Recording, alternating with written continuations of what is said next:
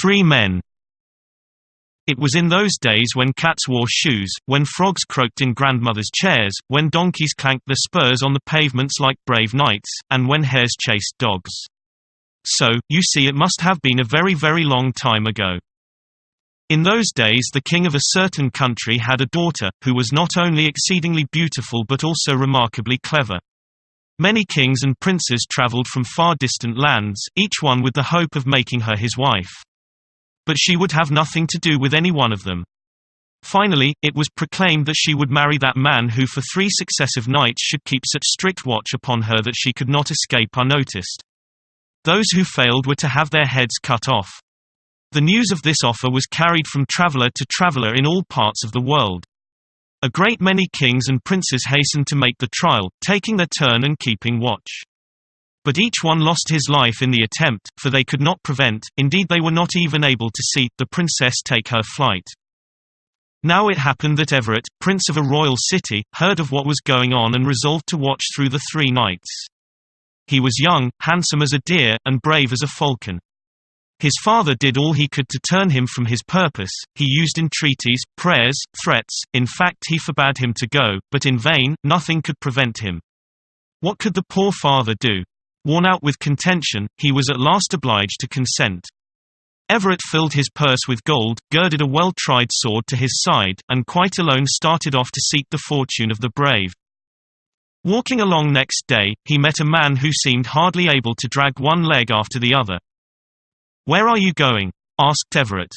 "I am traveling all over the world in search of happiness." "What is your profession?" "I have no profession, but I can do what no one else can. I am called Broad, because I have the power of swelling myself out to such a size that there is room for a whole regiment of soldiers inside me." So, saying, he puffed himself out till he formed a barricade from one side of the road to the other. "Bravo!" cried Everett, delighted at this proof of his capacities. "By the way, would you mind coming with me? I, too, am traveling across the world in search of happiness." "If there is nothing bad in it, I am quite willing," answered Broad. And they continued their journey together. A little further on they met a very slender man, frightfully thin, and tall and straight as a portico. "Where are you going, good man?" asked Everett, filled with curiosity at his strange appearance. "I am traveling about the world." "To what profession do you belong?" "To no profession, but I know something everyone else is ignorant of. I am called Tall, and with good reason. For without leaving the earth I can stretch out and reach up to the clouds. When I walk, I clear a mile at each step." Without more ado he lengthened himself out until his head was lost in the clouds, while he really cleared a mile at each step. "I like that, my fine fellow," said Everett. "Come, would you not like to travel with us?" "Why not?" replied he. "I'll come." So, they proceeded on their way together. While passing through a forest they saw a man placing trunks of trees one upon another. "What are you trying to do there?" asked Everett, addressing him. "I have eyes of flame," said he, "and I am building a pile here." So, saying, he fixed his flaming eyes upon the wood, and the whole was instantly set alight. "You are a very clever and powerful man," said Everett. "Would you like to join our party?" "All right, I am willing." So, the 4 traveled along together. Everett was overjoyed to have met with such gifted companions, and paid their expenses generously, without complaining of the enormous sum of money he had to spend on the amount of food Broad consumed. After some days they reached the princess's palace. Everett had told him the object of his journey and had promised each a large reward if he was successful. They gave him their word to work with a will at the task which everyone up till then had failed to accomplish. The prince bought them each a handsome suit of clothes, and when they were all presentable sent them to tell the king, the princess's father, that he had come with his attendants to watch 3 nights in the lady's boudoir. But he took very good care not to say who he was, nor whence he had come. The king received them kindly, and after hearing their request said, "Reflect well before engaging yourselves in this, for if the princess should escape you will have to die." "We very much doubt her escaping from us," they replied. "But come what will, we intend to make the attempt and to begin at once." "My duty was to warn you," replied the monarch, smiling. "But if you still persist in your resolution I myself will take you to the lady's apartments." Everett was dazzled at the loveliness of the royal maiden, while she, on her side, received the brilliant and handsome young man most graciously, not trying to hide how much she liked his good looks and gentle manner. Hardly had the king retired when Broad lay down across the threshold. Tall and the man with eyes of flame placed themselves near the window, while Everett talked with the princess and watched her every movement attentively. Suddenly she ceased to speak, then after a few moments said, "I feel as if a shower of poppies were falling on my eyelids." And she lay down on the couch, pretending to sleep. Everett did not breathe a word. Seeing her asleep, he sat down at a table near the sofa, leaned his elbows upon it, and rested his chin in the hollow of his hands. Gradually he felt drowsy and his eyes closed, as did those of his companions. Now this was the moment the princess was waiting for. Quickly changing herself into a dove, she flew towards the window. If it had not happened that one of her wings touched Tool's hair, he would not have awakened. He would certainly never have succeeded in catching her if it had not been for the man with eyes of flame, for as soon as he knew which direction she had taken, sent such a glance after her that in the twinkling of an eye burnt her wings. Having been thus stopped, she was obliged to perch on the top of a tree. From thence Tool reached her easily, and placed her in Everett's hands, where she became a princess again. Everett had hardly awakened out of his sleep. Next morning and the morning after, the king was greatly astonished to find his daughter sitting by the prince's side, but he was obliged to keep silent and accept facts as they were, at the same time entertaining his guests royally.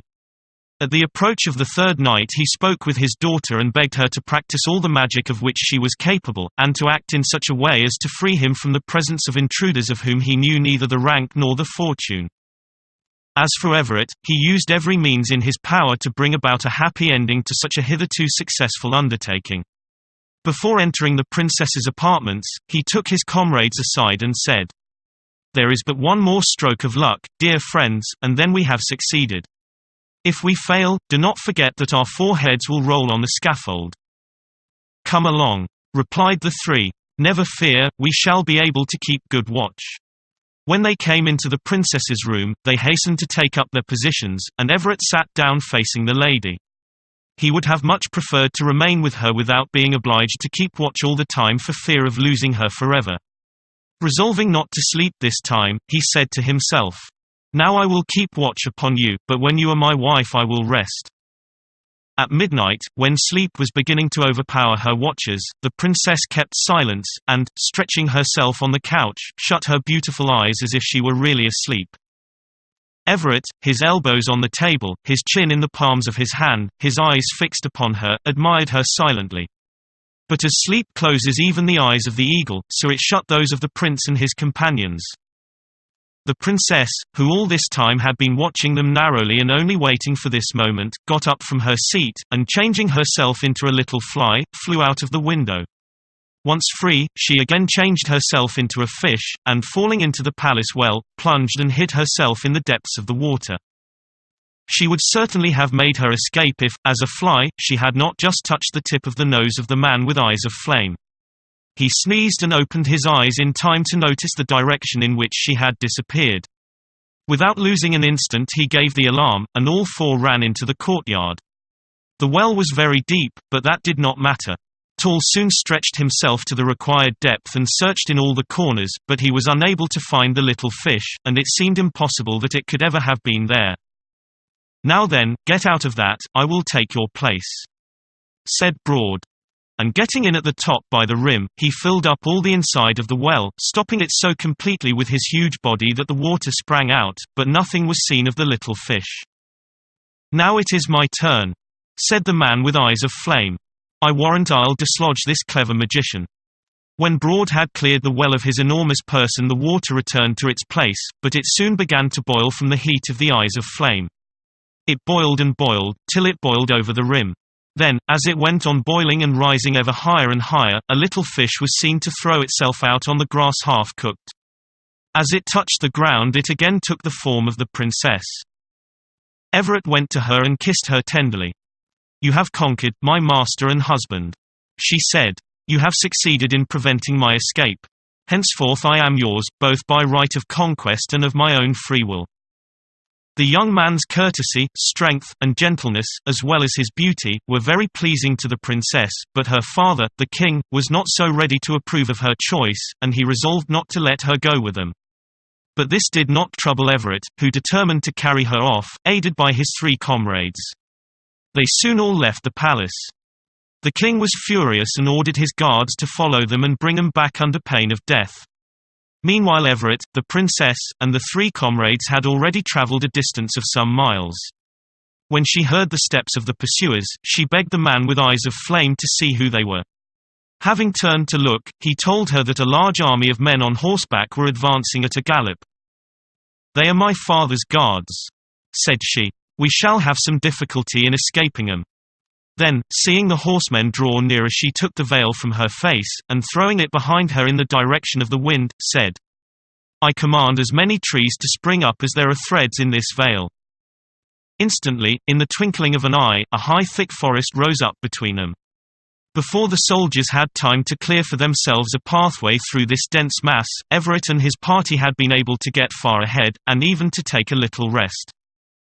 "Look," said the princess, "and see if they are still coming after us." The man with eyes of flame looked back and replied that the king's guards were out of the forest and coming towards them with all speed.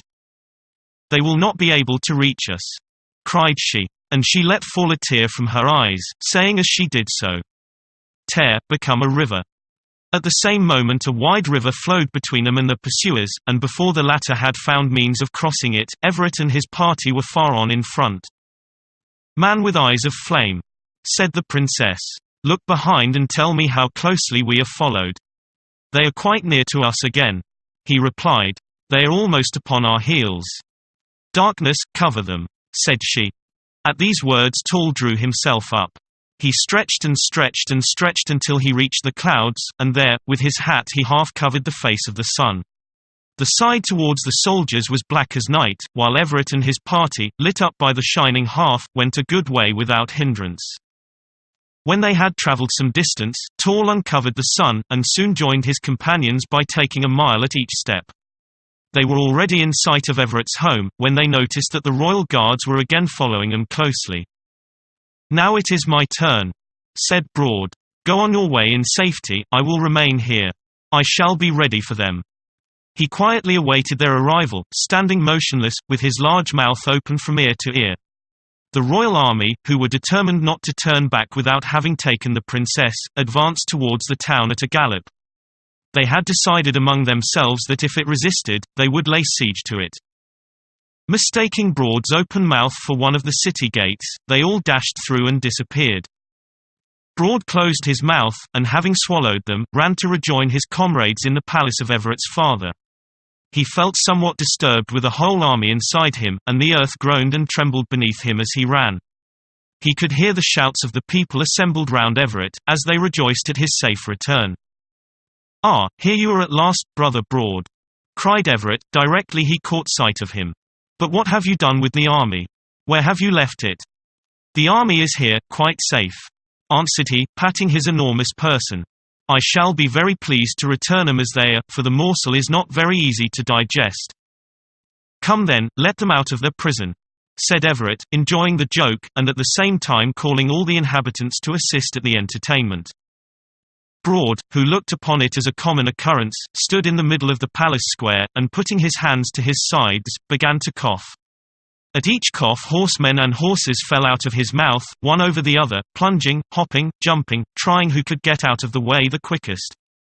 The last one had a little difficulty in getting free, for he somehow got into one of Broad's nostrils and was unable to move. It was only by giving a good sneeze that Broad could release him, the last of the royal cavaliers, and he lost no time in following his companions at the top of his speed. A few days later a splendid feast was given at the wedding of Prince Everett and the princess. The king, her father, was also present. Tall had been sent to invite him. Owing to his knowledge of the road and the length of his limbs, he accomplished the journey so quickly that he was there before the royal horsemen had time to get back. It was well for them that it was so, for, had he not pleaded that their lives might be saved, their heads would certainly have been cut off for returning empty-handed. Everything was now arranged to everybody's satisfaction. The princess's father was delighted to know that his daughter was married to a rich and noble prince, and Everett generously rewarded his brave traveling companions, who remained with him to the end of their days.